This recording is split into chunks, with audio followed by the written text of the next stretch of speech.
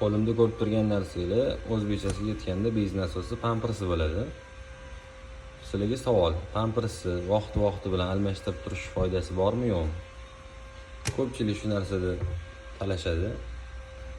Kimdirlar almashtirish kerak deydi, kimdirlar yo'q, almashtirish kerak emas deydi. Shaxsan men o'zim bu narsani almashtirish kerak emas deyman, chunki bu narsani qorayib ketgan bo'ladi, almashtirish kerak, yaxshi tortadigan bo'ladi bez nasos deyshadi. Lekin yechib qo'yishgan paytda ko'pincha kuzatiladi shu narsa, bez nasos ko'p vaqt ishlagan hisobiga qizigan bo'ladi. Bu narsani almashtirayotgan paytda bu yoqqa qoqib qo'yadi.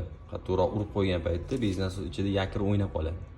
Shuni hisobiga ovoz chiqarib yuboradi, shunday chalib qoladi, keyin ozgina vaqt o'tib kuyib qoladi. Endi bu narsa ko'p holatda kuzatilgan, shuning uchun bu narsa almashtirmaydi deyiladi. Lekin ko'pincha ustalar aytishadi, ya bezinni qorayib ketgan, almashtirsa foydasi bo'ladi deyshadi. Bir oy yursanglar yana bu pampers yana qorayib qoladi. Shuning uchun bu narsani almashtirmaylik, bu mening tavsiyam. Yana kim nima fikrda? Fikringlarni kommentda qoldiringlar. Rahmat hammaga.